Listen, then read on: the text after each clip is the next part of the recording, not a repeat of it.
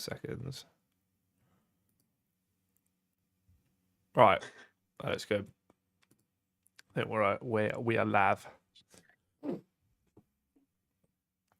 Right. Hopefully our fucking mod shows up for his shift. Damn it, I swore in the first 10 seconds.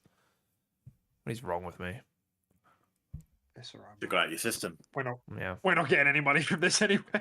Well, 2024 is the year of QRP getting sponsored.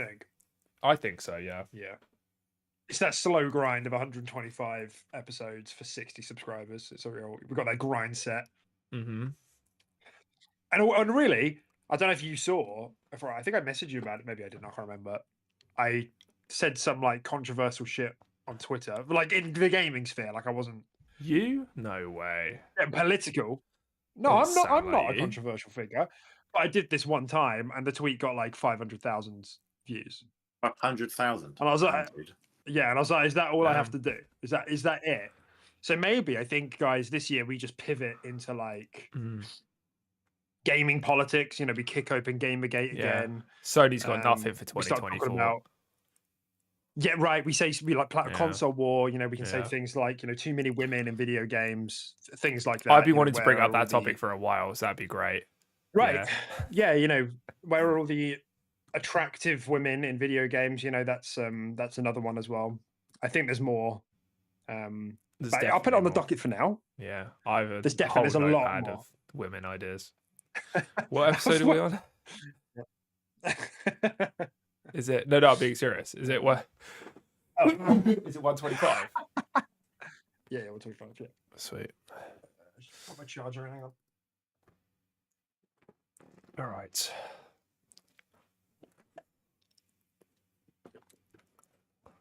Everything looks pretty stable from my end on a connection perspective.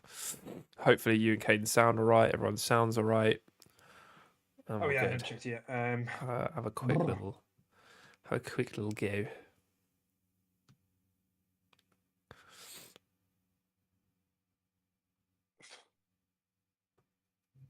Mike messaged me, bless him. I said it'd be an hour.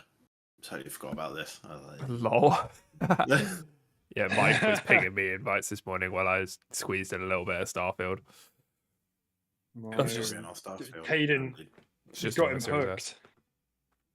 No, I was just doing a little bit. And to be fair, I started a really shit fucking quest. Like, I went to this planet and there was like Paradiso, I think it's called, and then they were just like, "Oh, we have a ship in orbit. We don't know what it is, and we can't communicate with it." I was like, "This sounds kind of cool. I'm into this." And then it's just shit, and I'm just like a fucking owl going back and forth doing diplomacy for like. Interesting idea though, because that's how space travel works. Like, that's an actual like paradox that they're thinking about, which is interesting. Not paradox, what's the dilemma, I suppose.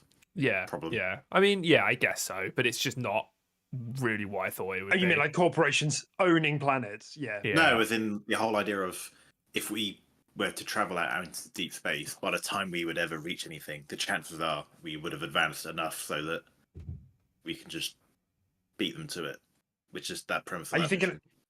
You might be thinking of a different quest. I don't know if that's the Paradiso one. Is it not?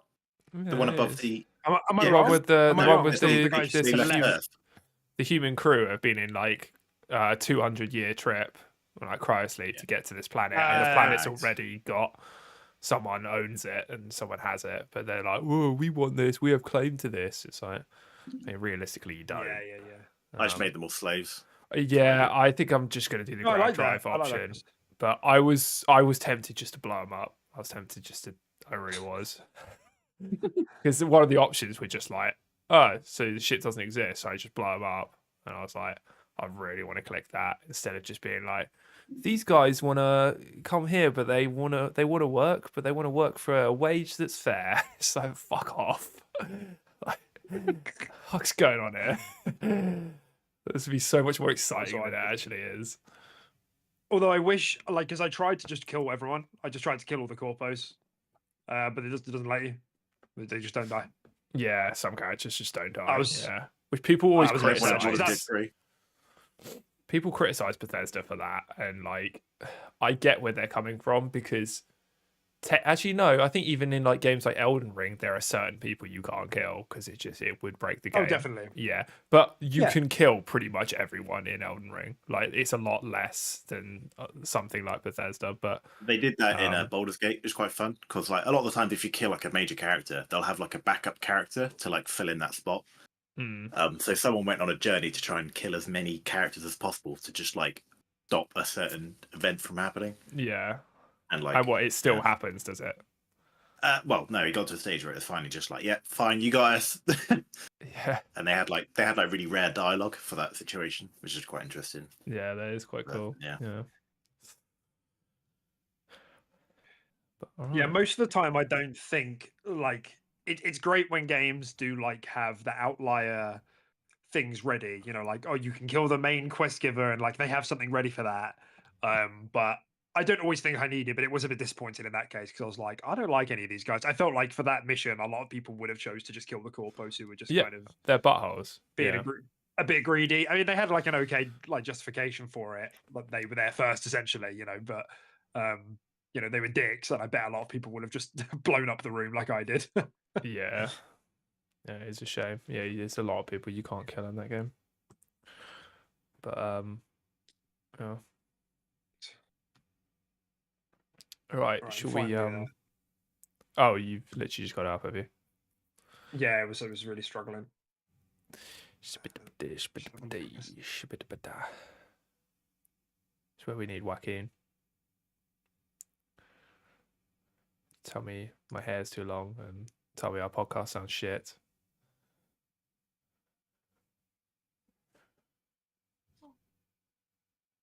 Yeah, I think we're good.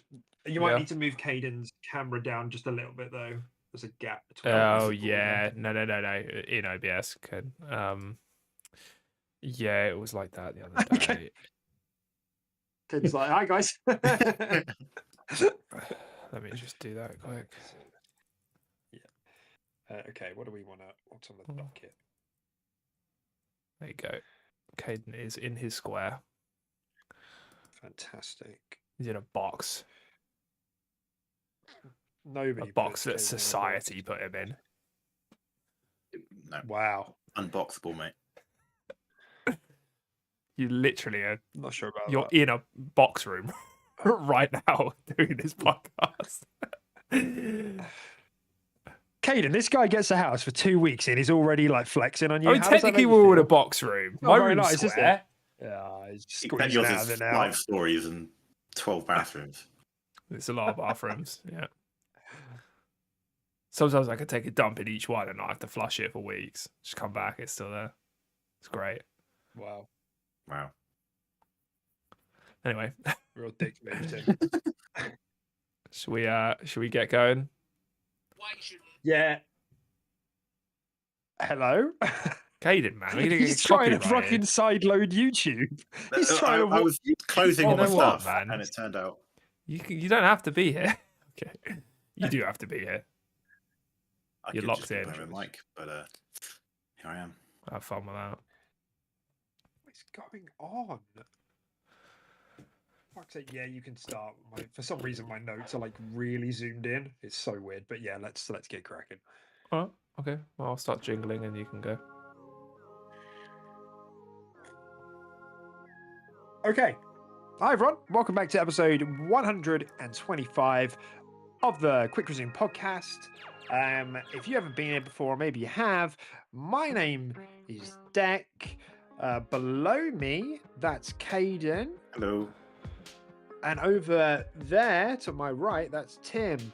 It's me. I'm Tim. Hello. There you go. And that's us, the Quick Resume podcast. Today is kind of a bit of a part 2 episode from last week. We spoke a lot about the beginning of the year. We gave our predictions. Caden saw into the future and predicted Indiana Jones would get revealed before anybody else did. Bit spooky. You can go back and watch it live. It happened. So, you know, we may or may not have some sort of foresight, but, you know, sort of growing from the friendship that we have. Yeah, you know, I think it's fair to say that he wouldn't have been able to pull that off without our help, Tim. I think that was a team effort.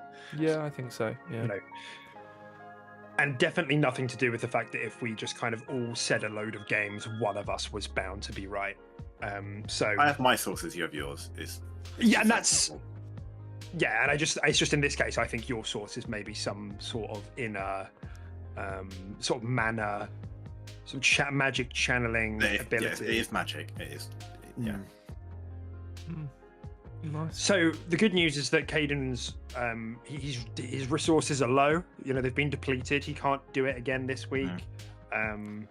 That's the good news. The bad news is that we're here to talk about the developer direct again, but for a bit. There hasn't been huge Xbox news other than that this week, and of course there was the exciting surprise of Indiana Jones. So there's stuff to talk about there as well, kind of what we expect. Caden, you play Xbox all the fucking time, don't you? What have you been playing this week? You tell me. How are you? I mean, it's kind of a weird. Lately, I mean, I've not been playing any less. I've just been playing less games. So again, I'm playing my Baldur's Gate 3 like to death. Still enjoying that. To the death. Been playing a little bit of Smite lately after a recent Smite 2 announcement, I suppose. So kind of been jumping on that to kind of not maybe get back into, but just kind of experience it again. But other than that, not really played anything new. Just kind of waiting out on a few releases coming out later this month in February, really. The kind of what I'm looking for. Grand. I mean, I would say there is one thing. I mean, not as a new release, but as a 3 that we've been playing that we didn't talk about last week. Of course, yes. Which is Diggy Diggy. You guys might know it as Deep Rock Galactic. We know it as Diggy Diggy. Diggy, yeah. Just so you know, right now, that's what we mean. Wonderful. Tim, how about you, man? Yeah, not too much different from me this week either. Still cracking away at Starfield. Having a decent time with that. Haven't played it a crazy amount this week, but just on and off, I've dipped my toes into it. So yeah, still kind of having a good time with that. So we'll see where that goes and see if I can get to the end. But apart from that, yeah, it's basically just been Deep Rock Galactic, which has been great fun to just play with mates and just sort of chill out and just chat shit and play a game you don't have to think about too much. I think it's been quite a nice change of pace from just basically just always playing Halo. So yeah, no, I'm enjoying both of those. And yeah, I don't really know what's next on my list, to be honest. In terms of a game. Hellblade's next on your list. No, I don't think so. It's such a cunt, isn't it? It's unbelievable. I'm not sure what's next on my list. It could be Hellblade. I guess you're just waiting for Final Fantasy, I suppose, aren't you? I am waiting for Final Fantasy, yeah, but that's obviously still like I think it's the 23rd or the 24th, so it's still like a month and 10 days away from this point. So I thought it was January. Yeah. No, it's Feb, yeah. So yeah, like there's stuff to be playing, but I might see if I can tackle another thing in my backlog. Yeah, could be Hellblade. But at the moment, yeah, just kind of playing those two games. So yeah. Rad. I think it's probably good. I'm just the same as you guys. Obviously, Deep Rock Galactic together, Diggy Diggy, and I've been playing Ghost of Tsushima. I gave my thoughts on Ghost of Tsushima last week. I'm about 15 hours in now. Still having a good time. Not too much more to add at this point. But I wanted us. I figure we may as well, because we've been playing it, have a bit of a conversation about Deep Rock Galactic. Because I do think Deep Rock Galactic is like one of my favorite co-op games, maybe ever, like maybe the top 5 co-op games. I think it's really well designed. I think it's like very evergreen. Like it doesn't really seem to age. It always feels quite fresh.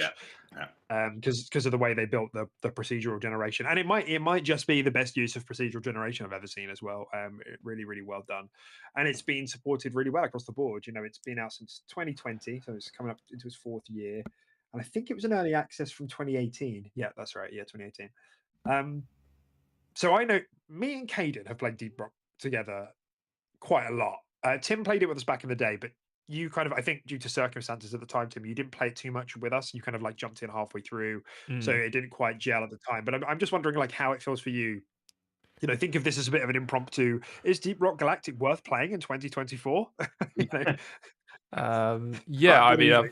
I've definitely played it a lot less than you guys. I know you guys literally have like, well, maybe not deck, but I know Caden, you pretty much like prestige like every character, Yeah. one your driller maybe even a couple times. So yeah, you guys have definitely played a little bit more than me.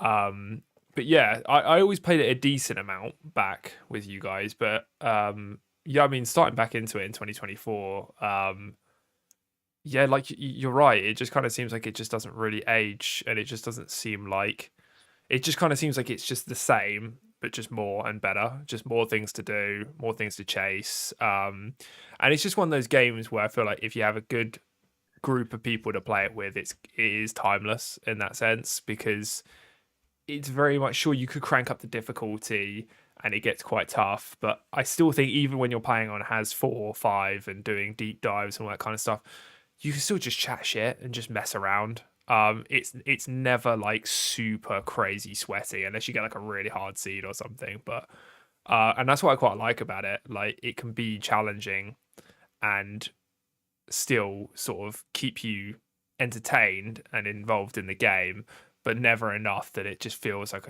a chore and feels like it's exhausting or anything like that. It struck like a really nice balance. So yeah, but I don't know I think how I'd it's feel about solo, so I can't really speak for that. Yeah. But if you got a couple people I to think play, it's got a very similar formula to like a Lethal Company, where yeah, the game is just the perfect kind of like mold to allow it to be like the perfect time with your friends. mm, And like Deep Rock is so good at that. Like there's so many little things that don't need to be in there, like a little man that you could just flick on the bar. But because you're yeah, having fun with your friends, it's just a funny little thing that you might joke about for 5 minutes and then you move on to the next silly thing. mm-hmm. It's just a perfect kind of jump on, have fun for a couple of hours, jump off, not have to commit to anything really. Mm. But then there's That's enough what to I find with it. chase where it's not all about just playing with your mates and having fun. Like there are other things to chase, like start an assignment to unlock a new weapon, or yeah, get like the end game, get an overclock to change that weapon completely, or you got your weeklies, which are your harder missions and all that kind of stuff. Like there's things to chase outside of just fucking around, and that's what I mean. It's just struck like this really nice balance of just both, like all the time. And it's definitely not like I felt like when you had these sort of games back in Destiny, I always felt like it was very much hop in, get your shit done, and then we played another game. Where this is like I can play this for longer. It's just more relaxed and it's just I don't know. It's good though. I'm having a good time with it. Yeah, there's lots of like optional stuff you can do in the missions, which is like you can just keep messing around in one mission if you wanted to. Like there's no super time pressure. There's no need to like do things hyper efficiently because like the more you explore, the more you're probably going to get out of it. Like you might find a little side thing like a supply crate, or you might find some extra resources. So there's no you can't really go wrong, I guess maybe is a good way to think about it for me. Like I don't feel like you can ever really get it wrong. You go into a mission, you do the main Yeah. objective, great. If you want to do the secondary, also great. If you want to do some extra farming for gold and extra resources, you can also do that. So Yeah, never yeah. waste your time, really. Yeah, your time's always rewarded. Because even if you're just doing like a bog standard mission, you can find, if you just dig somewhere, you can find like a console to activate. You do a little mini side quest, and then that gets you like an overclock that you can choose, which is like an end game like thing to chase for. And you just did that in just a random mission. You didn't do your weekly or anything like that. It definitely does. Yeah, it just rewards you for your time quite well.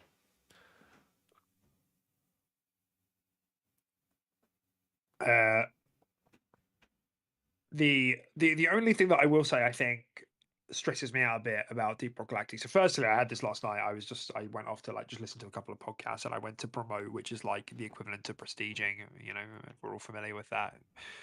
Get to the max level and then like reset, but get something extra on the side maybe. You get like a blank overclock, a cosmetic overclock, and a weapon overclock when you promote. Okay. And I think this happened to me before. I did it, and then my game crashed. And when I load in, I didn't get any of the stuff, but I had promoted. And I think that's happened to me before. So I've like loaded an older save that's put me like 2 missions back to see if I can do it again. But I don't know what that's about. I don't know if that's like a really rare bug. Like you getting overclocked. That's what it is. I think we figured that out, haven't we? Yeah. It must be. It must be. Yeah. That's definitely what it feels like. It feels quite targeted at this point. And I mentioned this before as well. Like, I'm really this is Deep Rock Galactic is made by Ghost Ship Games, and I think it's their first game. They splintered off from devs that made Left 4 Dead, for one example, but from all over the place. And they've been acquired by Embracer, which I'm really worried about because this team has done such a good job supporting this game, and Embracer is just really hitting the toilet. Is that an expression? It is now. In the toilet. Hitting the toilet. It's in the toilet. In the toilet. Yeah, Embracers suck, man. They just seem to buy people and then go bankrupt and then sell those people. I don't know what's wrong. Yeah, it's exactly what's happening. So it's a show. I mean, I hope they do okay because obviously the monetization has been really good as well. I don't see them impacting the dev team in any way. I think the dev team for that game for Deep Rock is fantastic. Probably one of the best teams I've ever seen. I don't know how much an acquisition will affect that, but hopefully it shouldn't. Hopefully it doesn't. It might just be for future projects. Caden's right. Maybe they won't touch. They'll just be like Deep Rock Galactic is what it is. People like it, people play it, people still kind of spend some money on it sometimes. But it's not like they're going to acquire them and be like, all right, let's see if we can squeeze some more out of Deep Rock Galactic. I think it would just be maybe for a future project they might want the team on or team to do or something, which would probably end up being worse. It's more layoffs that I was thinking about. Yeah. It's like we can't afford to keep paying all of you, so say goodbye to 20% of your working force. And then that'd be a real shame considering it's their first game, and I think they've really nailed it. Yeah. So weirdly, I was just thinking this while you guys were talking when we were talking about sort of what we like about the game. It kind of to me, Deep Rock Galactic is kind of like the other side of the coin to Sea of Thieves. It's like in the sense that it's kind of this social game, but and it has a style, and it has a quite clear design philosophy, and quite unique in what it wants to be. But Deep Rock is very much this route of no, you do progress. There's no PvP, but here's vertical progression. You level up your dwarf, you get stuff. And cosmetics is obviously a big part for Deep Rock Galactic, as it is for Sea of Thieves. But Deep Rock also has the hook of you get more materials, and you need these materials to level up your weapons and to level up this, that, and the other. And then there's the overclocks as kind of the end game thing. And I was just thinking that as you guys were talking, I wonder if they will lean into that in a Sea of Thieves too, or if they'll keep the same philosophy of nope, everyone's always on even ground. Because I know that the core fan base of Sea of Thieves very much enjoys that, but I think it prevents it from sticking to a more mainstream audience. I think that was a turn off for me for Sea of Thieves was what's the point of me going to this island and getting treasure? Because I'm just going to get a funky looking sail on my ship. And I'm like, okay, well, all right. Whereas in Deep Rock, if I, go and, I mean, yeah, sure, you might get a new pickaxe handle or whatever, but you are still, like you said, progressing towards your level, your weapons and stuff. So I think some type of progression would be good in Sea of Thieves, but that's coming from someone who doesn't really like it. So it might be, maybe I'm not quite the right person to kind of chip in. It's a fine line, isn't it? Because you can't do the same stuff as Deep Rock Galactic does because there's PvP in there. How pissed off would you be if you were just having a little chill adventure and then someone turns up and has an overclock? I don't know, we'll call it overclock. Weapon mod on their sword that just sets you on fire and fucking just one bangs you or something like that. And you're like, well, this is just unfair. This is ridiculous. And you just keep spawn killing you and all that. There has to be a certain way they have to do it because they've got PvP in there. But then they now have servers that don't have PvP, right? That you can just go in for PvE. So I guess maybe they could lean into that, but then their core audience still wants PvPvE, right? They want both. So why lean into building this whole system for a certain section of the game that's only playing PvE? That is not as popular as the other servers.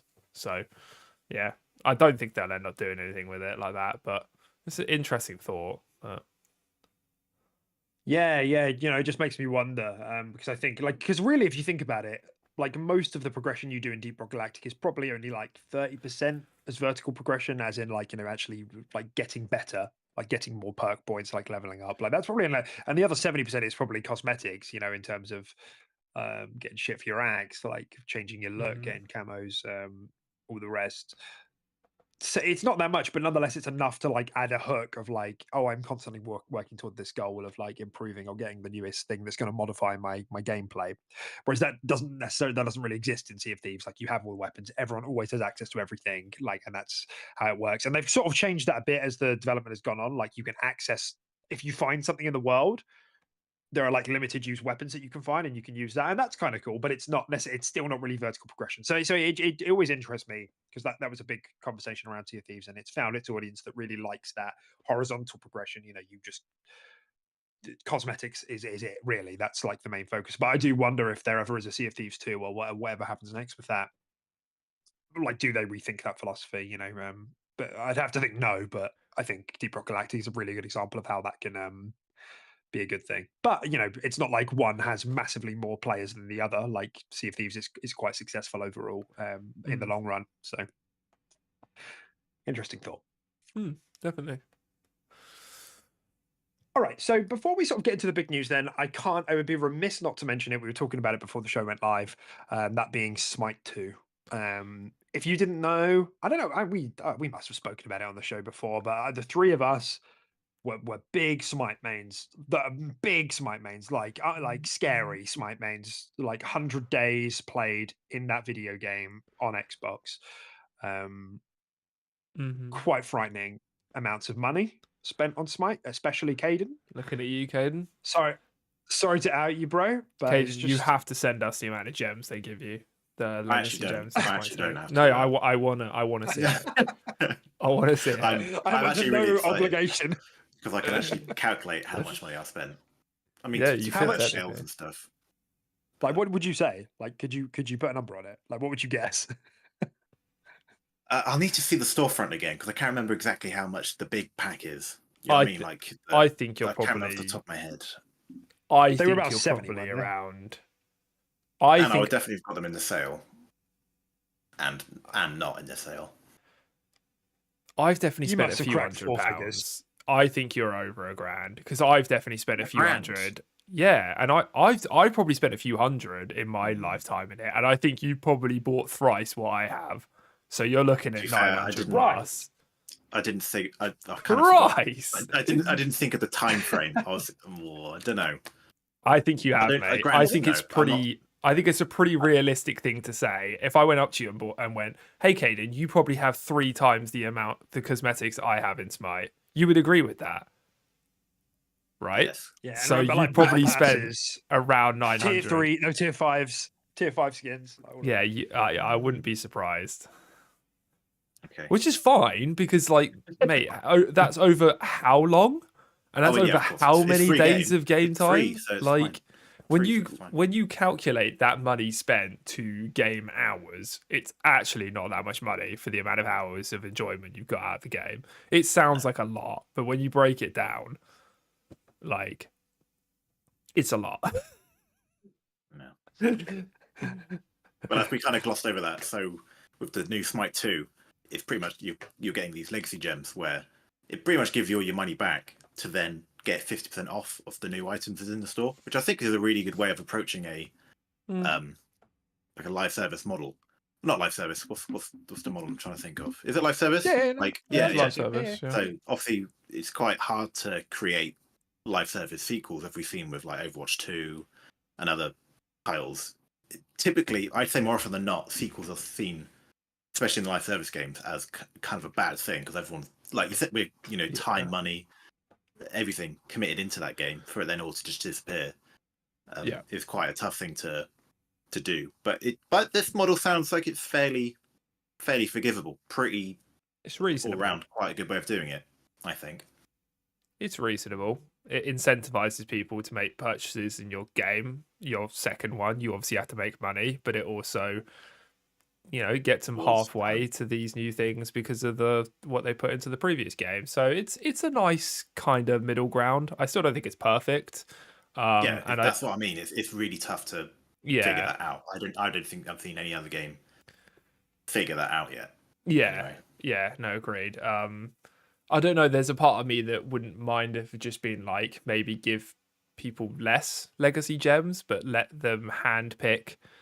Like they could get just a skin they want for free rather than it always being locked at 50%. So like, let's say you only got 50% of the legacy gems you have now, but you could use those to fully buy anything you wanted rather than half okay, buy anything as a consumer, that else. would be awesome. But then the actual they wouldn't be getting any money off that, would they? Well, yeah, but they're giving you a lot less, and then that's still getting your foot in the door and enjoying their content and their skins that you're going to buy future ones and future battle passes and stuff like that. It's still, yeah, it's not immediate money in their pocket, but these games are never about immediate money in people's pocket, really. But yeah, it's not bad. Like I can't really slate them for what they've done. To be fair, I think it's a pretty reasonable way of doing it. And yeah, it's not like Overwatch 2. I don't think it's like a cash grab sequel. I genuinely think this is fine to slap a 2 on the end of it and call it Smite 2 because it is jumped that much that I think it's actually okay. 2 generations. Yeah, Overwatch 2 didn't really jump much from Overwatch 1 in terms of its graphical fidelity, in terms of its engine, in terms of all this kind of stuff. It did a bit, but not to the extent Smite is, where they genuinely are changing the entire framework of the freaking game. So, yeah. You got any input on Smite deck? Because you've been out of the Smite world for a while.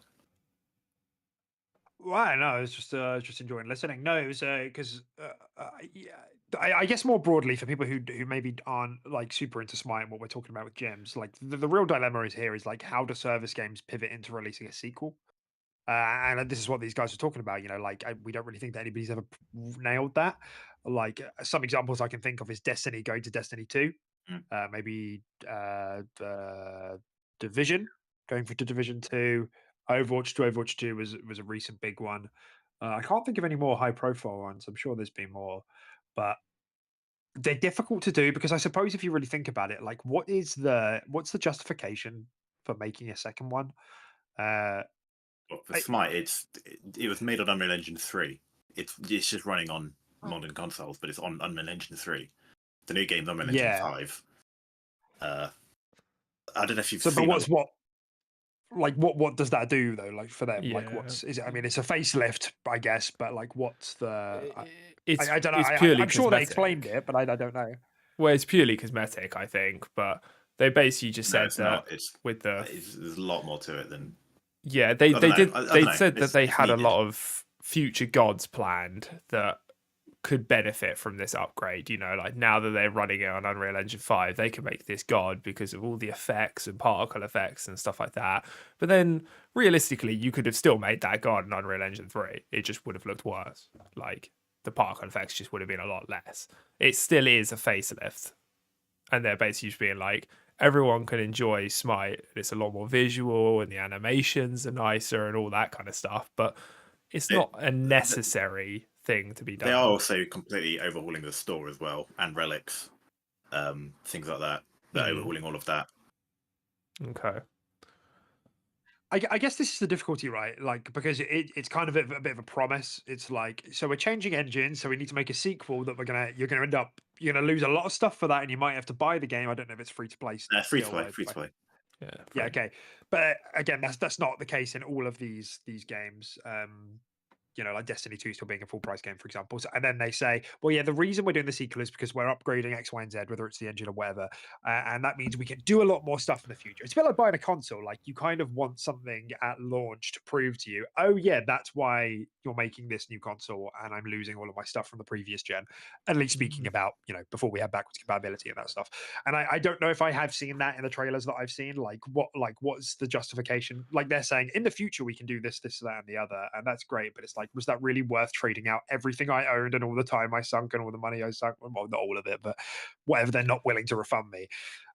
So I guess that's the difficulty when it comes down to making sequels for these service games. It's like, can you like right now, day one, show me like with this fancy new tech that you're now using that the you know mandated a sequel why?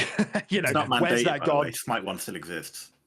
Yeah, they're keeping the Right, servers sure, but up. they yeah, but it's like, you know, what it's still like what why did you need to make a sequel? And I guess Yeah, it would have it been feels like it's been interesting received pretty well. if they came in and they were actually, I don't know if they did. I think I watched the full VOD, but if they came in and they were like allowing us to do this, also allowed us to like have a more complex and stable networking structure to make for, you know, all that kind of stuff, then that makes a bit more sense, right? You know, you got overall a lot better connection games, lower ping games, all that kind of stuff because of this engine overhaul. Then yeah, then you're like, okay, that makes sense. The framework of it is more stable and is more future proof. I don't know if they've said that yet, but you also got to bear in mind that I don't think that I think the game is actually not coming with all the gods that are currently in Smite. Like, I think it's probably only going to launch with like 50 of the gods, where there's like 130 I think it's a lot in less Smite than 1. that. Yeah. It's a lot less than that. So you But also they're got to bear in releasing mind. a god a week, something like that, or something crazy like that. They're doing it Yeah. very rapid. But like they're Dex not, said, yeah. they're trying to get you in to this Smite 2 and justify why they put a 2 on the end of it and are changing everything. And they're giving you, right out the gates, substantially less than what Smite 1 has in terms of playable Nice. characters and everything like that, which is obviously quite interesting.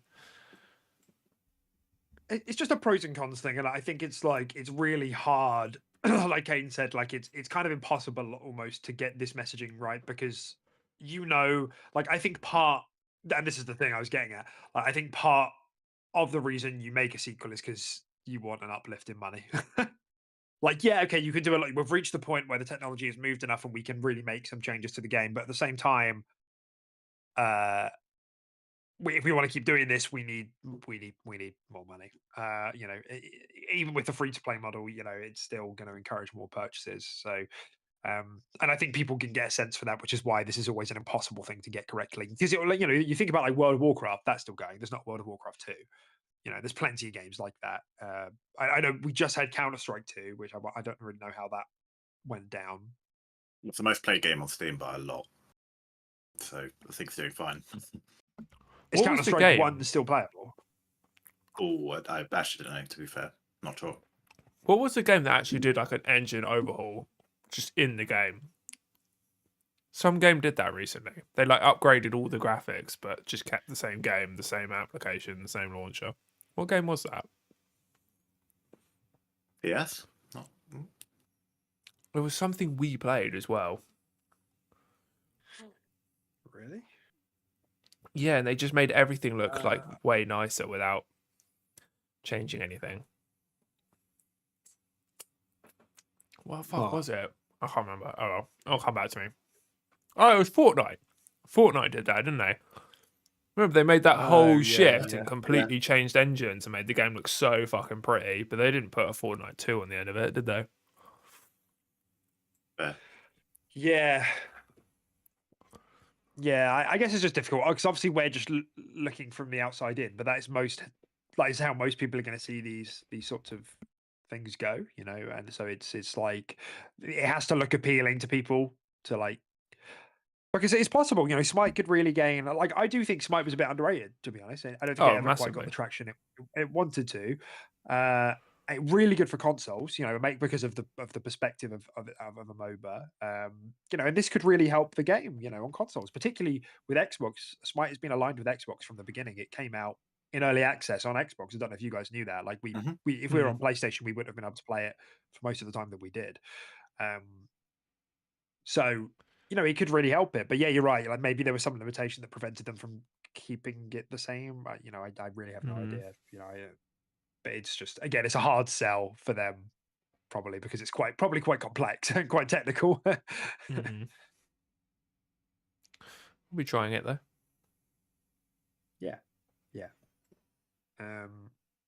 Right. Any other thoughts on that? On like sequels? No, not sequels. On service games receiving sequels and kind of how that went, and how that's going. You know, with Smite 2 as an example. Before we move on to the news. I don't think so. Not I think for me. we covered most of that. Yeah. Okay. And was there anything else you guys wanted to cover? I know I messaged like, you know, 300 seconds before the show went live and said, That was very generous. Do you guys want to bring anything today? Yeah. But if not, we'll just go into the news. Yeah, I mean, if not, we'll just go into the news. It's not a problem. No, I don't think so. Nothing comes to my top of my head. To your noggin. Okay, let's do it then. So, this week we got the developer direct reveal. Woohoo! Happening this Thursday, 8 p.m. British Standard Time for us. And alongside the reveal, we got the surprise announcement that Indiana Jones from Machine Games is getting shown off as well from one of the Bethesda studios. And they've been cooking on that for a while. The Indiana Jones game, I think, was originally revealed in 2020. I want to say. Does that sound right? Indiana Jones reveal. Because I think it got revealed like just after the initial announcement of the acquisition of the Bethesda acquisition. Oh, okay. So either way, it was and they've been cooking for a while, and everybody's been wondering, Machine Games, what you doing, guys? Are you still making Wolfenstein 3? Are you just plowing through Indiana Jones? Like, what's the deal? And then all of a sudden, here it is. You know, haven't heard anything about it since then. We know Todd Howard is executive producer as well, because they pitched it a while back, and Disney really liked the pitch. And it was, it's a big surprise, and it kind of makes it a bit of a 1, 2, 3 punch for the year for Xbox now with Hellblade 2, Avowed, Indiana Jones, and then the smaller stuff like Ara, Towerborn, and whatever else, like Stalker 2 maybe. So, I just wanted to get some kind of impressions, reactions from you guys, Tim. If I throw it to you first, like, was this surprising to you? And bearing in mind, we also suspected Towerborn would be here. It wasn't. So there are some things that we maybe expected that there weren't here as well. So I just kind of wanted to get your impressions. Yeah, no, I'm actually pretty shocked actually to what this developer direct is containing. It's kind of not what I thought it would be. I didn't think Avowed would be at this one. I thought it might have been one at a later date. I really did not think Indiana Jones was going to make an appearance here, and I'm very surprised that Towerborn's not on there. So yeah, literally, like, so they're only showing 4 things, and I kind of 3 of them have shocked me. So it makes sense that Hellblade 2 is on there, and then what else was there? There was a 4th, wasn't it? Ara, that was it. Yeah. And to be fair, I wouldn't have even banked Ara being there either. The only one there that makes sense and that I predicted was Hellblade 2. Like, everything else is very, very a shock to me. Yeah, a good shock. I'm excited. I think you didn't think Avowed would be there? I didn't think Avowed would be in this direct. Okay. I thought it'd be in one later in the year. I didn't think it would be in the first one of the year in Jan. That was my prediction, that it would be like the Starfield direct equivalent to last year. It would be tagged on at the end of the showcase rather than be here, because I figured it's coming at the end of the year, but maybe I'm wrong, or maybe I'm not, and this was just what they went with. But I mean, I'm very excited. Obviously, Avowed, super hyped for. I'm excited to see more of Hellblade 2. Like, I just like, even though I haven't played the first one, I just like seeing this game. It's like a spectacle for Xbox. It's their next big. Sure. So yeah, I'm excited to see more of that. I'm excited to see Indie as well. Not gonna lie, I would really have liked to have swapped Ara for Towerborn, but whatever, it is what it is. Yeah, right. Yeah. What do you think, Aiden? Wasn't surprised at all that Indie was there, to be honest. Like, not God, such a Chad. This guy, man. I mean, yeah, I heard of the grapevine there were indie things in play, hence why I said it was this year, but I didn't think it was going to be this soon in regards to an actual showcase. Are we getting a showcase? Is that what this is? It is a showcase, right? Or is it just a... Okay. I've got the website up ready to go, which we'll go over afterwards. But yes, the blurb that's on the website, on the Xbox Wire website, which I've just put in chat, by the way, says Developer Direct will showcase more than 10 minutes of game and developer insights, including details from the game setting and story, and how the fans will actually play as Indie. Interesting. And premiere the first gameplay trailer. So yeah, 10 minutes of gameplay. I'm very surprised. I was not expecting gameplay to be shown off in any way, but there it is, and that's really cool. I mean, I'm not an indie fan really at all, but like, I think as a game space, it would be interesting. You know, I love Tomb Raider, so I don't know, just a male version of Tomb Raider, I suppose. Yeah. So I'm interested in that. I'm interested to see what it looks like. Hellblade 2, we've talked to it to death. Don't need to mention anymore. I'm very, very excited for that. Ara, not really our thing, but you know, be interesting to see. And what's the other one? And Avowed. Yeah, I didn't think we'd see Avowed maybe until later this year. Maybe Avowed will win you over at this direct, Caden. Maybe. I hope it. I hope it does. I'm just excited to see it. I hope it revitalizes me to be excited for it, because that slight snippet you sent the other day, Dick, that actually looked a bit more interesting than everything else I've seen. So we'll see. We'll see. The hand movements and the spells just get me every time. A bit more natural. Yeah. Yeah.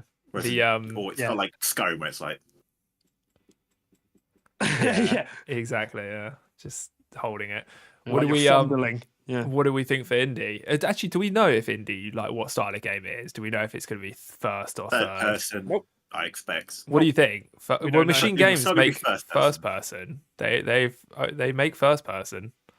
You wouldn't. I don't know, you wouldn't play indie first. Whippy? I don't know, that to me just sounds weird. Yeah. It doesn't sit right with me being a first-person indie game, but maybe it is. Know, you know, just imagine like running away from the ball. You know what I mean? Like the big fucking stone ball. Imagine that in first person. That would be shit. In third person, you can see the ball. And you're like, oh fuck, dodging traps and stuff. Yeah, third person. Heard it here first. But they could do some like cool like parkouring elements, and using your whip to traverse in first person could be quite immersive. He doesn't. He's not fucking Tarzan. He does. He uses his whip to fucking go around like poles and swing sometimes, doesn't he? Or am I making this up? Wall runs as well, doesn't he? Yeah, he Titanfall pilot, isn't he? Yeah. Wall runs. That's so funny. He's like whipping the floor to keep himself up on the wall while he's. Oh yeah.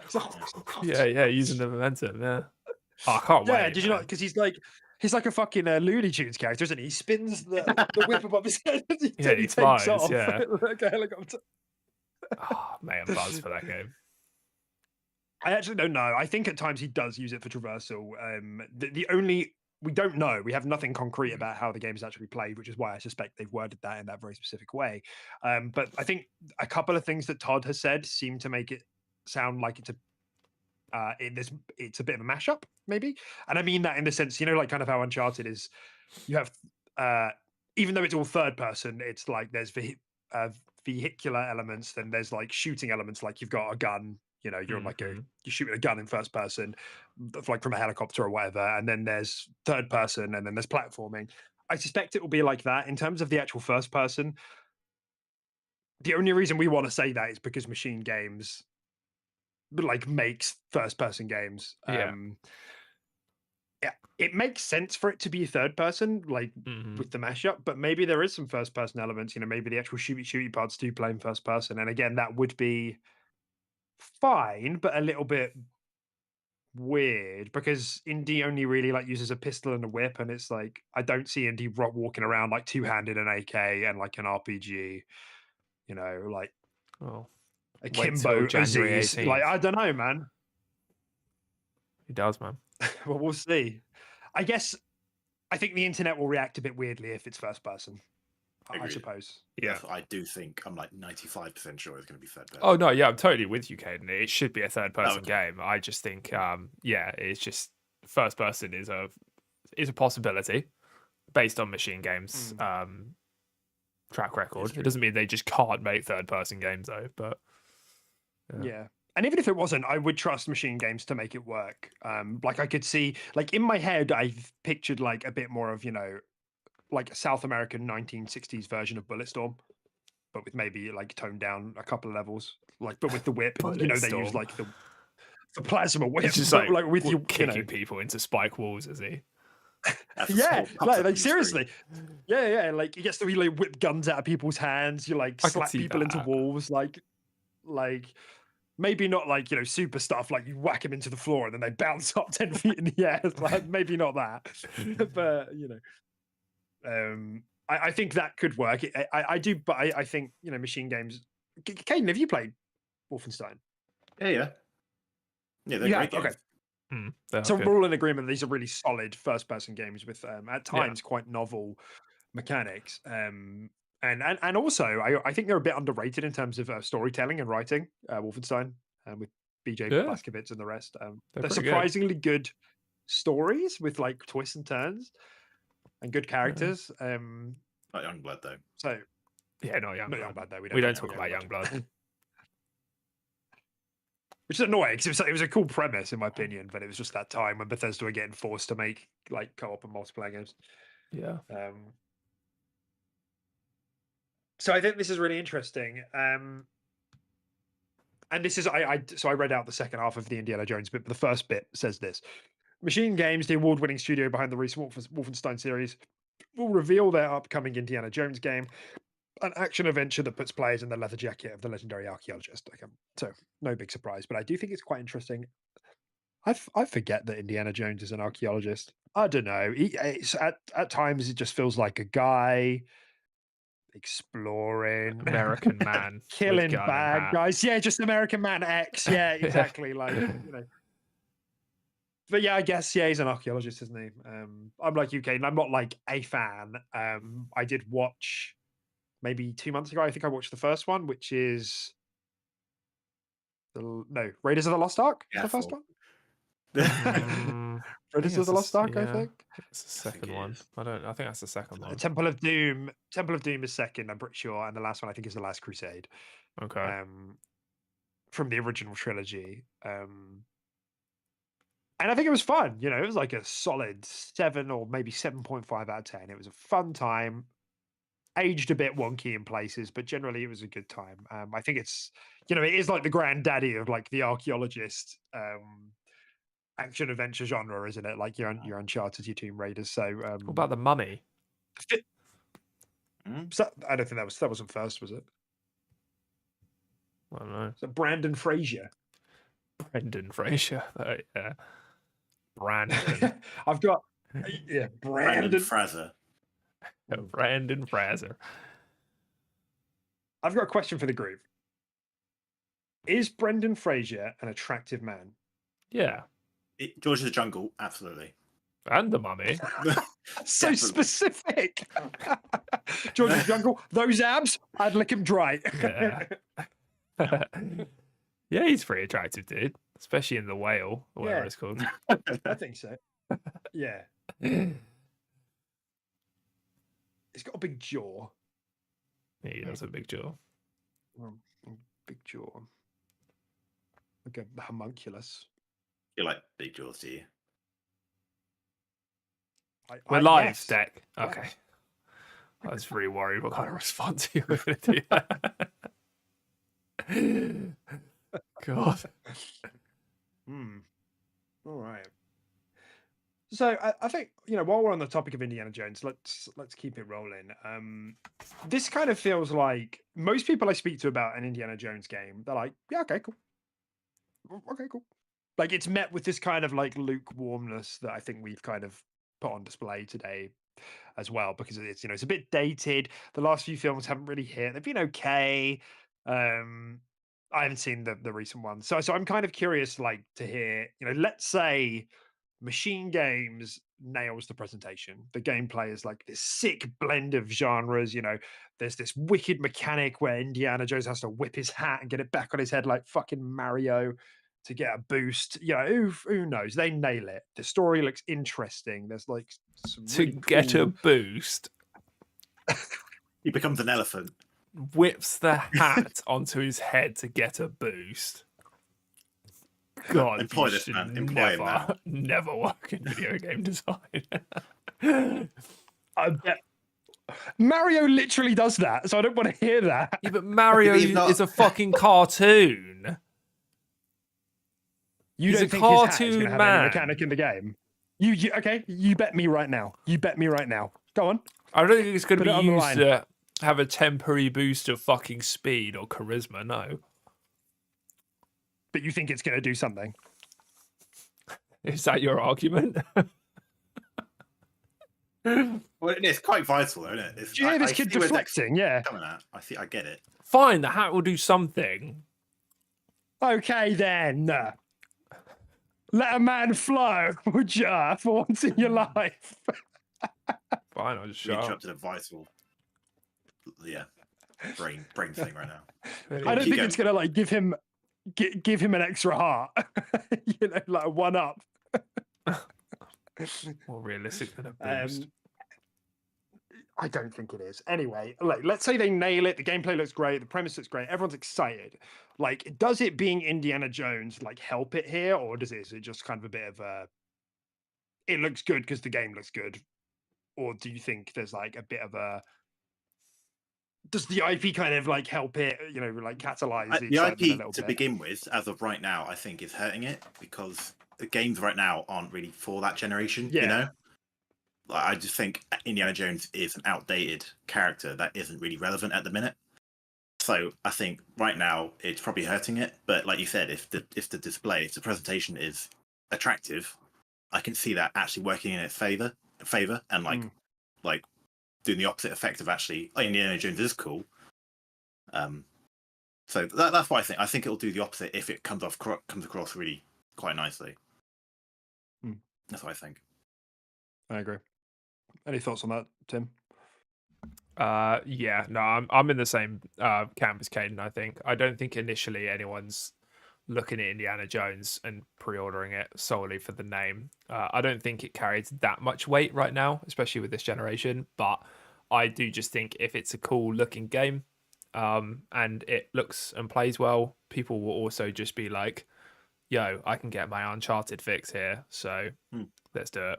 Yeah, it could definitely be what people are looking for since Uncharted, something like that, which is a big space to gather users from because Uncharted is really fucking popular.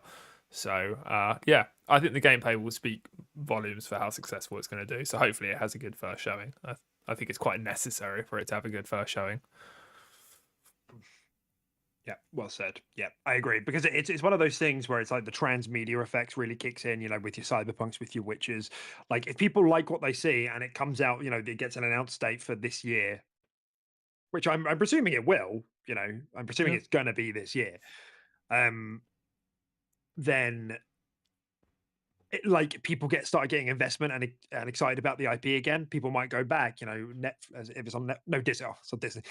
Disney might start to see an uptick in viewership numbers for those films. Because people want a bit more of the IP and a bit more of the characters and want to kind of get into the vibe for it. Like we know that happens. So I think you guys are absolutely right. I think likewise it could have the opposite effect if it doesn't look so exciting. If it looks kind of a bit standard, bit rote, nothing too exciting. People will be like, it's just Indiana Jones in it. Yeah, it will stay dead. I actually think as a game that they chose to make and an IP they chose to use, I actually think it's quite a risky one. Yeah, agreed. Like I think there's probably a lot more they could have chose from. I think it's exciting and it has a lot of potential, but I think it's actually kind of a risky pick. Like out of all of them they could have done, they could have just been like, "Here's Banjo Kazooie, fucking go." But no, they were literally just like, "We're gonna try Indiana Jones." So, oh, all right, fair play. Yeah, and I think it's one of those things, isn't it? The game development takes so long that you just can't like bank on the situation helping you, like the context, like the wider industry context, because you're like, who knows what's going to change in the 6 years you spend developing this game? Because, like I said, the thing with it's the same thing that happened with Blade and Arcane Leon. Like they went to Disney and said, "We've got a pitch for Blade," and they laid it. Dinga Bakaba laid it down, and the guys at Disney were like, "Fuck yeah, yes! Like yeah, you can do it. Make a Blade game." Same thing happened here. Todd was like, "I've had this idea for Indiana Jones for a while. We finally got around to pitching it. They really liked the pitch, so they let us go, and I delegated that to Machine Games. Essentially, that's what happened." But you're right. With it being announced in 2020, I've just been googling to try and find out when it development started. But when was Youngblood? Was it 2019? I'm just trying to get an idea of the timeline for Machine Games and when that could have possibly been. I feel like Youngblood was like 2019 or something. It's definitely been a few years. It's 2019. Yeah. So we can assume development in Indiana Jones maybe started around 2018, 2019, maybe like a bit of incubation and prototyping in 2018, and then maybe sort of full development in 2019. So by the end of this year, it will have been 6 years, 5, 6 years at least. And you're right, like at that time, I think there would have been 2 Indiana Jones films lined up, right? I think whatever the newest one was, Dial of Destiny, which was shit, and the last one was which was shit, and whatever the last one was, the skull of something, right? Oh, the Kingdom of the Crystal Skull. That was fine, but not great. And then Dial of Destiny, I thought was genuinely cheeks, but I didn't enjoy that at all.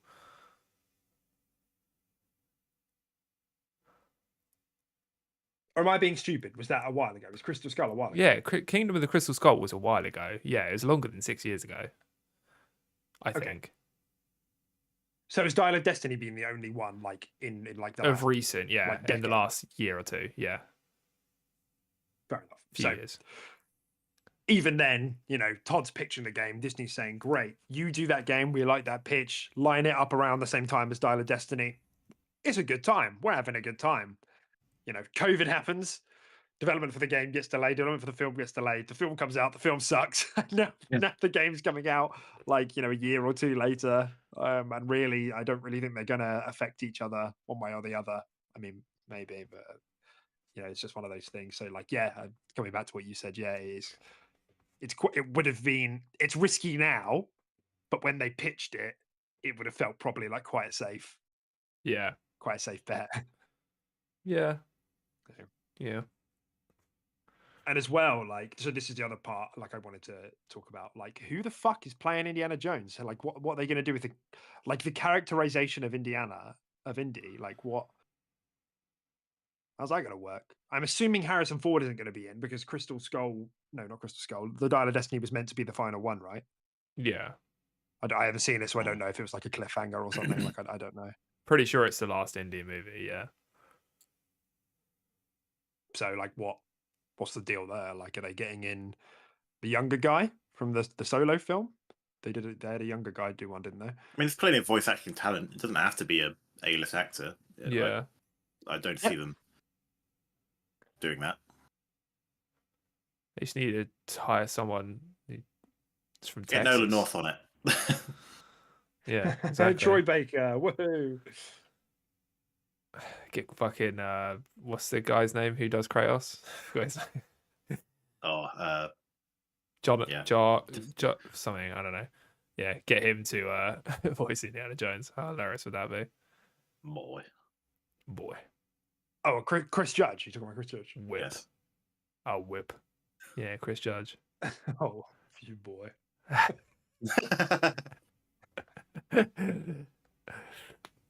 Be great.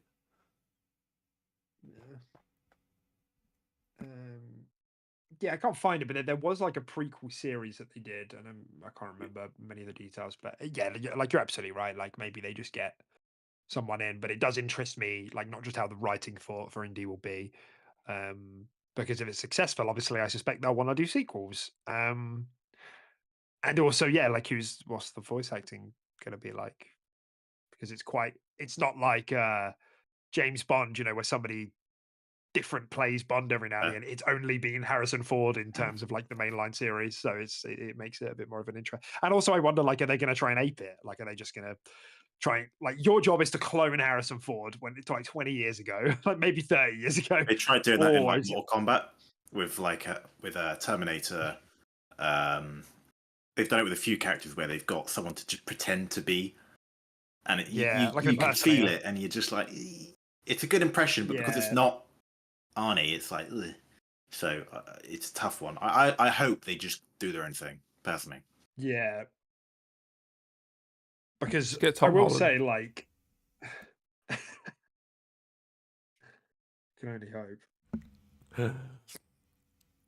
Like, Guardians of the Galaxy was the one where like everybody was skeptical about that because they were kind of doing their own thing, and everybody was a bit worried about a bit like Uncanny Valley stuff, but it wasn't. Like, everyone was written in their own way, that it didn't feel close enough to be jarring. I hope they go for a similar thing. Yeah, just make your own indie, like write your own indie. What does an indie in 2024 look like? You know, that's not like 80 years old, you know. So okay. Any other thoughts about Indiana Jones? We're thinking it might release this year, but before we move on from that, obviously it's kind of the big surprise. Anything else that you guys want to say about that at all? No, I'm done on indie. I Yeah, think in yeah, this I'm year all indie still now. now. Like if we're seeing gameplay of it now, I don't think they'd potentially it's occupy everyone's time in January Mm. of 2024 if it wasn't coming out this year. Agreed. Yeah. Yeah. Okay, great.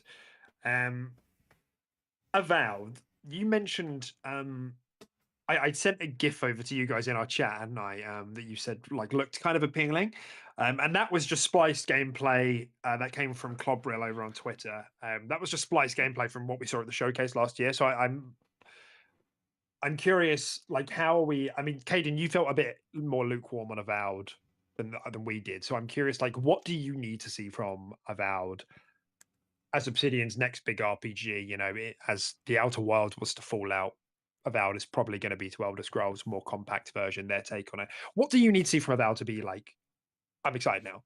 I'm buzzing. I just kind of want to see what they do between A and B, you know, because I'm assuming it's an open world game, right? It's open world. I think it's going to be like we not wide know yet. linear. It's going to be, we don't fully know, but I'm assuming it's going to be more Outer Wildsy, fuck's sake, Outer Wildsy, God of War, you know, Okay. wide linear, like big missions that are connected through Okay, loading screens. so that's a bit more interesting for me because I've always preferred a more linear experience. Typically, I don't know. It's a tough one because It was the tone for you, wasn't it? Last time. I think it was a change in tone that I wasn't ready for.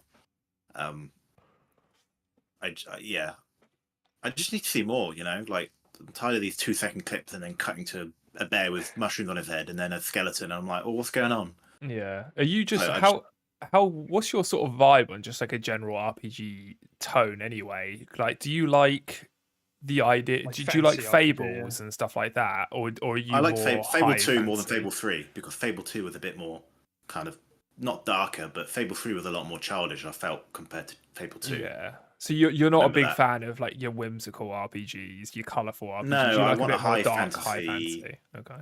Yeah, I think So so. that from its root is probably why it's not appealing to you Yeah. massively. So yeah, it'd be interesting to see how they go with that tone. But I think certain aspects of the game will be quite high fantasy, maybe a bit of darkness spread in there. But yeah, it's definitely more colourful than your standard ones. But yeah.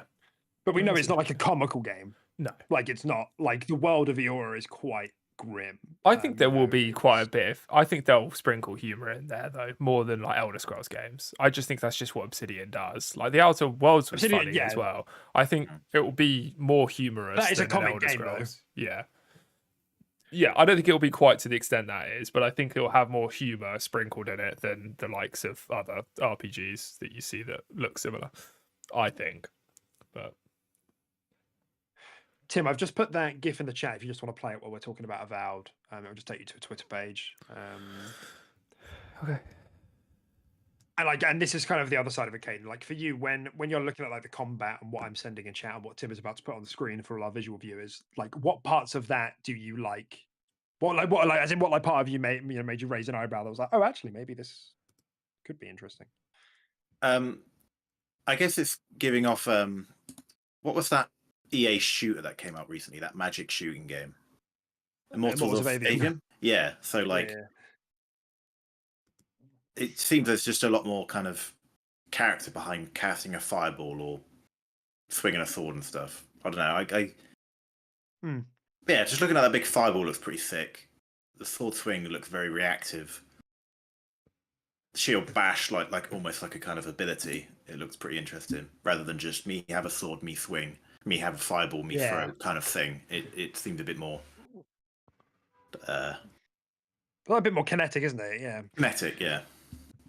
Because I think this was something you brought up last week, and I think this is a sentiment shared quite commonly because we're all quite used to like Bethesda RPGs being the main first person like melee combat guys, and generally their combat is only okay. Like in Skyrim, it's okay. There's lots of flexibility and like player expression in it, but like it feels a bit like airy. It's a bit like whiffy, like but I'm with you. Like, I think they're really doubling down on like trying to make the combat feel good here, and I think you can see it like in the way that enemies are reacting.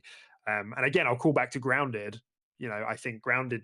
I think they've taken lessons out of Grounded, how that feels as a first-person survival game, but with combat. And probably moved it over to this. Like that game feels very reactive. You know, you smack a bug and a bit of shell falls off, stuff like that. You know, um, Tim, Yeah. if your attention if your resources are available to us, I just wanted to gather Mhm. your thoughts now. We're closing in on the final viewing. You know, we were as people who are doing the podcast this time last year and led up to Redfall being announced. You know, feeling a similar level of excitement, but also probably not a similar level of hesitance. But there was a bit of hesitance there, as there is with Avowed here. Mm. Um, how are you feeling going into sort of seeing Avowed for its big blowout? Really. Yeah, no, I'm buzzing for it, to be honest. I've always wanted to see more of this game. And I'm very excited to just to see more in depth exactly how the gameplay works, exactly how the magic systems work, is especially where I'm interested. I want to see how crunchy things feel in terms of, just your standard sword and shield combat, all that sort of stuff, enemy design. I just want to see more of it, and I am confident in the fact that I think this game will be good. I don't think this game is going to be a bad game. It's not going to be a Redfall. It's not going to be a disappointment. I think at worst you're looking at high 70s, something like that. I still think it's going to be a very respectable game and a good time. But obviously I'm excited to see more of it, and for what I hope would be your mid 80s kind of game. A really cool RPG that really takes things in a new direction, because I know Obsidian do that a lot. They don't like to just copy and paste a formula and try and copy Elder Scrolls. They very much like to put their own spin on it, but they have their own mechanics in it. And I'm just interested to see what those are going to be. Yeah, no, I'm very excited. I think out of all of them, considering I'm not a massive Hellblade fan, well, I might be once I play the first one. I might fucking love it. But that doesn't immediately scream out to me. This is the most exciting thing I'm looking forward to on the 18th in the direct for me. Yeah, on your speed, isn't it? Like on paper. Yeah, definitely. Yeah, I mean, I'm not like Hayden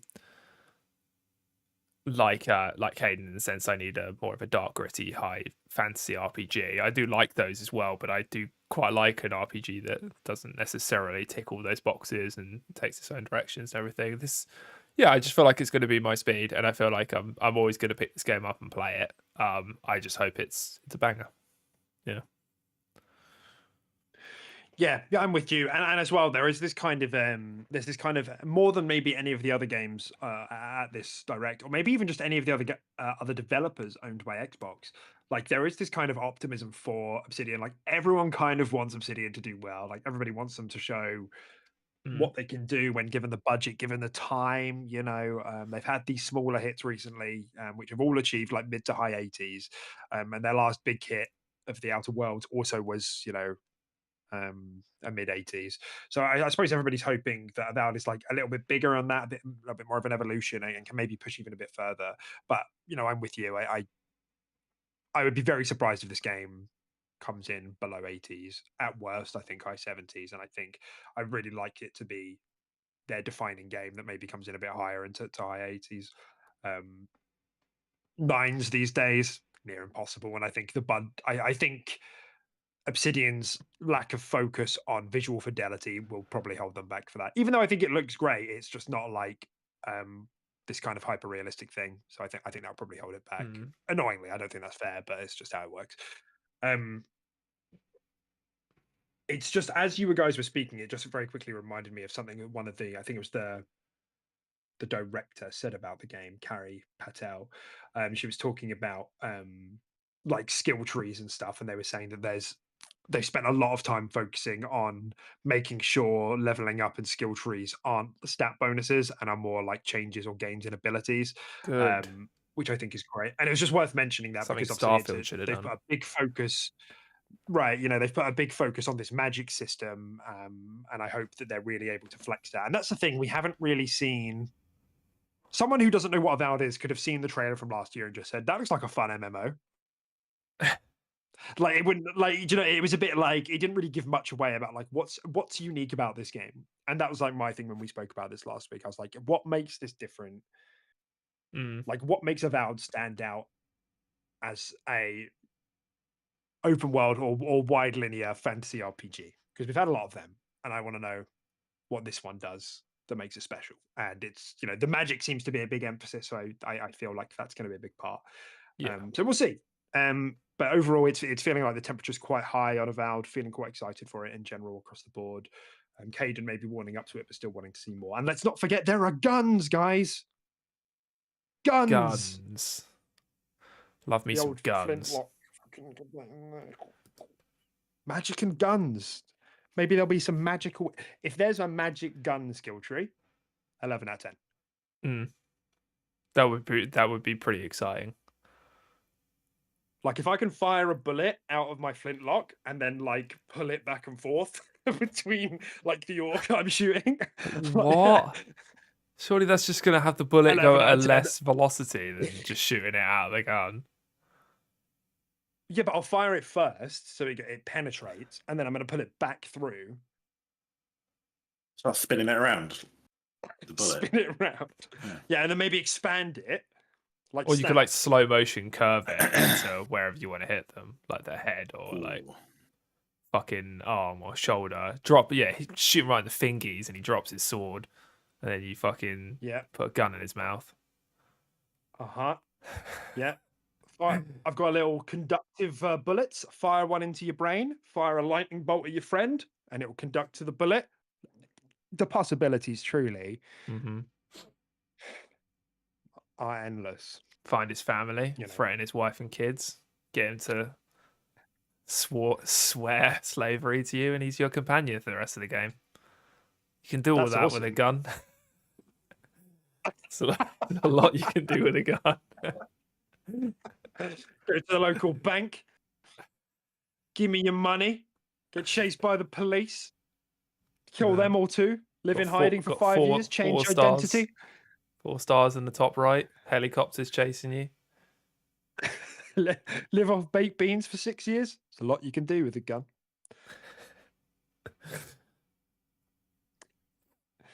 Yeah, cool. Very exciting. And I will say as well, like I rewatched the trailer, and like we spoke about like how that kind of looked, and kind of the colors looked a bit off sometimes, but like generally the textures look really great. Like a lot of the stuff on the arms, like the armor looks very detailed. Like I'm really excited to see it. Like I'm assuming this will be its final showing, but we gave our guesses last week on when we think about it is going to come out, so you can go back and watch that if you like. But it being here makes me think like maybe it's not late. I thought maybe it's going to be Q4, but maybe it's like more middle of the year now. So exciting stuff. All right, final. We're not going to talk about Ara. We're not Ara. We're not the right people. We don't. Yeah, we can't. We're the right people to put our own perspective on that, can we? So. Yeah, it's from the ex developers of Civilization, which is obviously a big deal in the 4X strategy world. So yeah, but we can't really speak to that, and it's PC first anyway, because Xbox are fucking stupid with this stuff, and they like to segregate their platforms for some reason. So can't talk about it even if I wanted to. So Hellblade 2. Oh shit, I didn't read the blurb. Let me just finish the Avowed section by reading the blurb, and then I'll come on to Hellblade 2. So the Avowed section on the website says, on Xbox Wire, the team at Obsidian will share the first deep dive into the gameplay experience fans can expect in Avowed, their upcoming fantasy action RPG. Quite interesting that it's fantasy action RPG. Set in the fantastical, vibrant living lands. Learn more about how Obsidian's expertise in building worlds with deep themes, dynamic gameplay, and thoughtful reactivity come to life in Avowed, where players have the agency to make choices to shape every step of their adventure. Cool. Let's go. Gameplay deep dive. The action bit, fairly unexpected. The reactivity, not so unexpected, but good to see that they're pushing into that. I'd really like to see that. See how that works. Okay, so Hellblade 2. I'm pissed. I'm actually kind of pissed about this. I don't know if you guys have I'm assuming you guys haven't actually seen this. Oh no. Ninja Theory take us behind the scenes at their studio in Cambridge to give us some insight on how they're crafting Senua's Saga Hellblade 2. The team will speak to the ambition and meticulous care involved in creating Senua's journey of survival. To me, that sounds like we're just going to get a bunch of interviews with people we don't care about and not see the game. We'll see concept art, I reckon. And that'll be it. Concept art. Might see how some guy spent 4 years creating an eyeball. Yeah. I saw a really funny tweet, like in response to this. Somebody said, "I feel like I could draw your office at this like at this stage. The whole layout. I've seen so much of your office, like I could literally draw it. Like I don't need to see more behind the scenes." Oh god! And to take up a quarter of the show with just some behind the scenes is a bit. Like it's almost like they did have something to show and it was locked in, and then they were just like, well, we're still going to give them Hellblade because we're still going to keep people, informed that it's coming out this year. Well, all they owe us is a release date, really, which we were going to get. But I suspect what actually this is that they wanted to do the big gameplay showing at the showcase, which they did, and it was received very well. It looked great. But then they also wanted it here. So that's why they didn't show the release date then. We were like, why did you not show a release date then? So they just wanted to hold the release date for now to keep the beats, so they're just doing it behind the scenes rather than showing more gameplay, which is like a little bit annoying because I feel like there's a lot we don't know about Hellblade 2. Do you guys get that feeling? No, Am I crazy? I agree, totally. And that might be intentional. I think they've shown enough, right? Like to the actual what you understand the vibe of the game. You've seen some combat slices, you've seen some cinematic scenes and stuff like that. They probably don't want to give away too much in terms of its story, where it's going next, antagonists, all that sort of thing. I don't know. I think they might just be wanting to keep that close to their chest so people can experience it for the first time. Yeah, I think you might be right, and like that's with this being like we're going to go behind the scenes again. It makes me think, oh, they're doing this like on purpose. Like they're happy with what they've shown, and there's a lot of stuff they don't want to spoil here, which gets me kind of excited if that is the case, because Hellblade 1 was a bit twisty like that, and I imagine I can't remember, but the marketing at the time I think was careful not to reveal some of the things that happen as the game go on. Or even some of the more like hidden aspects of the game, like we've spoken about before. Like, there are lots of mechanics in that game that the game doesn't tell you about, as part of the theme of the game. The not knowing and the uncertainty and the fear there. So I imagine maybe there's some similar stuff going on in Hellblade 2, which would be great, but nonetheless, for your mainstream audience, people are going to be a bit bummed out to not see some more gameplay or some new mechanic or something. So we'll see how it pans out, but on paper, as that's written on the Xbox Wire post, I'm kind of like, god damn it. Yeah. God fucking damn it. Yeah, it's a bit shit.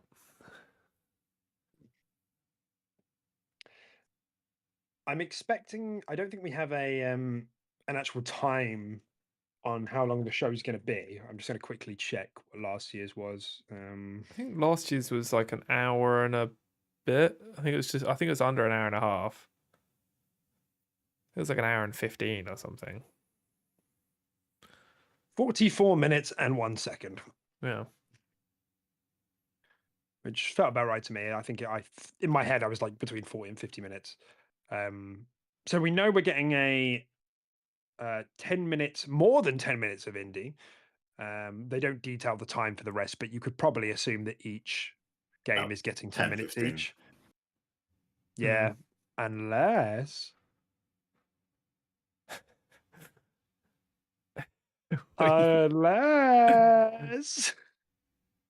Inside a deck gonna drop some I didn't get it. Okay, what's the bombshell gonna be?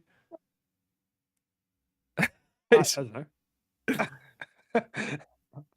But I'm just saying, like, I wonder, if they've got a sneaky little surprise again. I don't know. Yeah.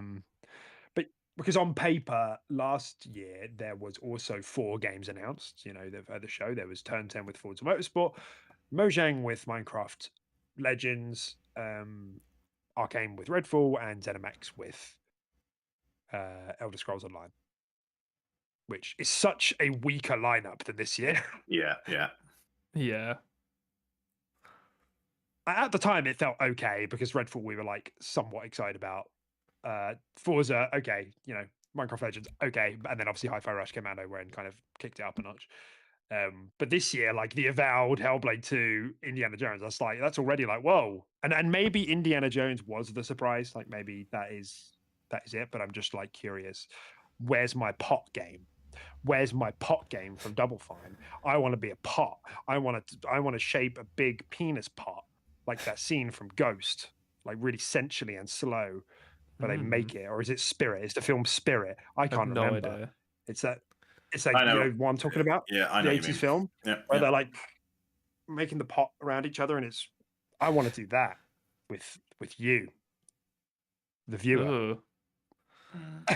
I don't think they're doing anything surprising here. It's just there's only so many times you could do that before it's just not really a surprise anymore. Like I just don't think.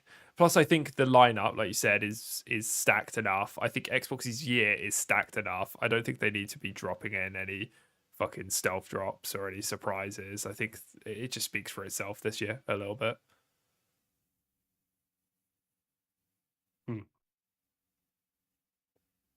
It's a bit of a bitch call, can't lie. Unless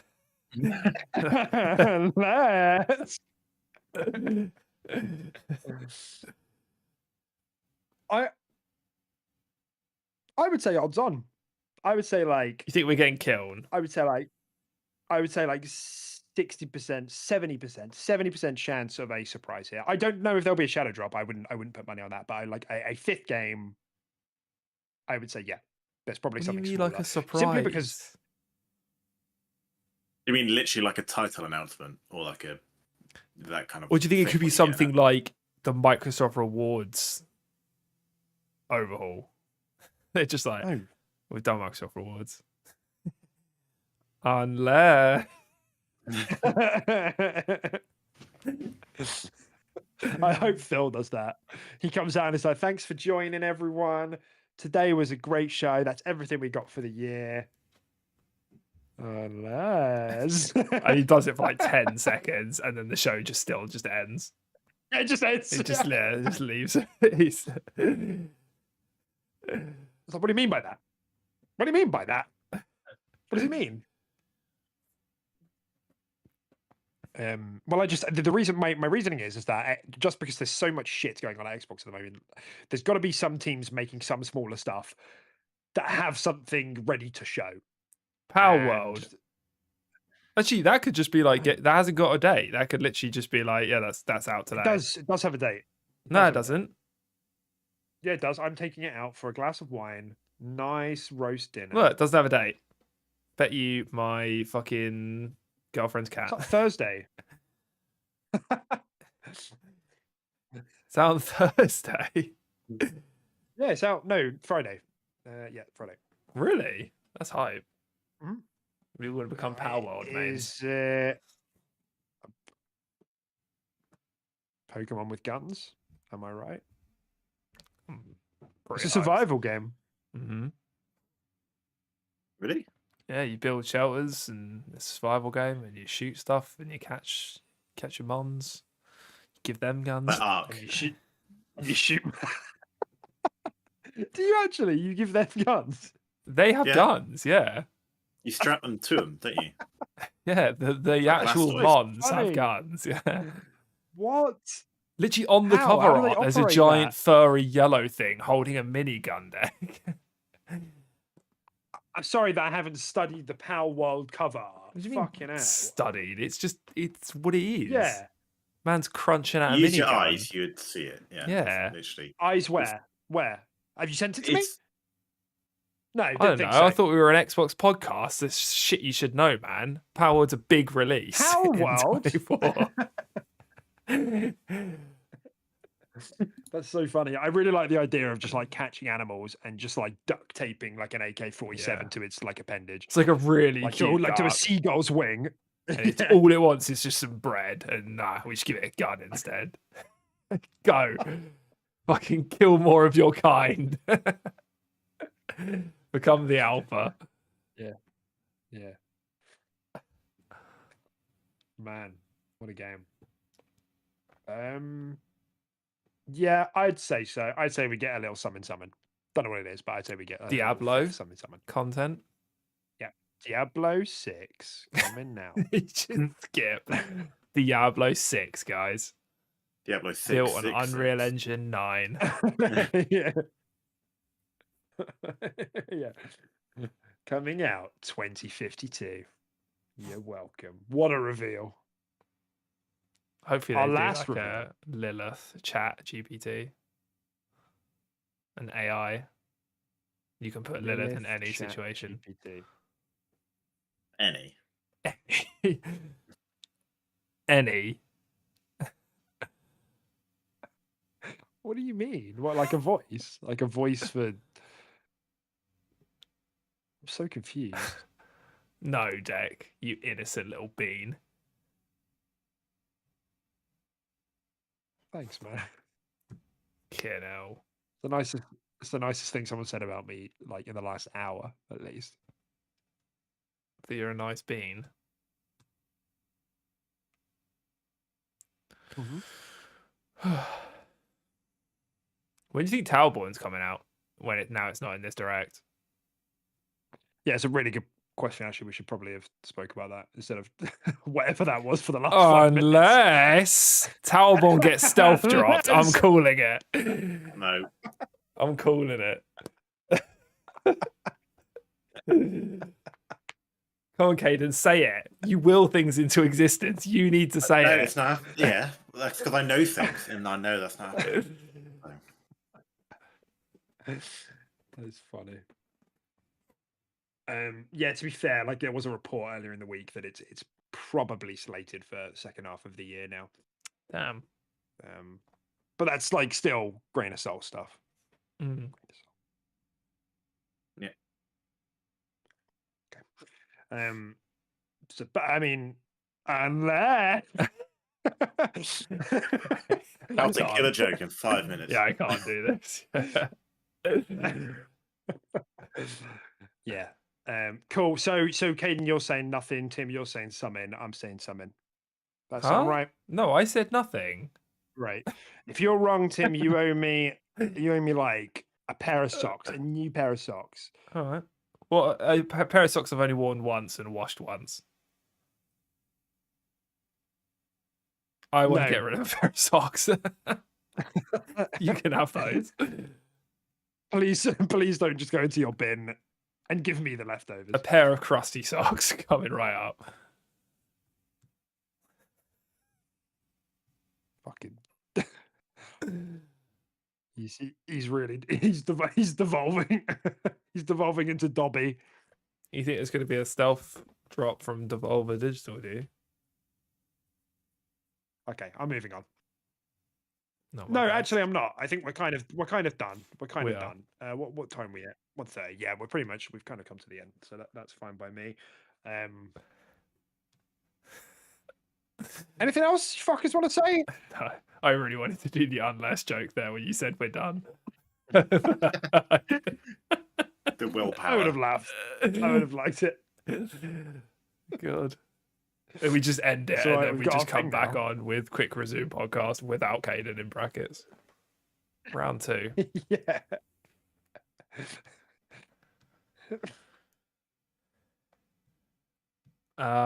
Wait, would you ask us? Is there anything else we want to talk about? No. I think we've covered everything. And I think we're too silly and goofy to carry on. I think we need to take this goofiness and put it straight into Deep Rock Galactic. Wow. Yeah. That's big cool. I think we should also remind our viewers that if you liked listening to us today or watching us, feel real silly, you can subscribe if you like. If you'd like to do that, you can do that. You can also like the video. You can find us on Twitter. And that's it. That's all you can do. You're pretty powerless outside of that. So This is quite funny for me. Good. Don't like how meta this is getting. All right, so we're hoping to live stream the show on Thursday. Are we all? Is that availability for that? Oh still good shit! for It's the already years? Thursday. Jesus, where does the fucking days go, man? I didn't realize it was next Thursday, week. man. Damn. I'm around Thursday night. Yeah, I can do it. I'm around. Yeah. Great. So we're hoping to bring that to you live on Thursday. If you want to stop by for some reactions, that'd be great. And I guess that's that. Yeah. That's that, innit? Done. Yeah. Did it? Yeah. Episode 125 done. Done. Right. Thanks, Rob. Bye. Cool. Cheers, guys. Thanks, everyone. Have a good one.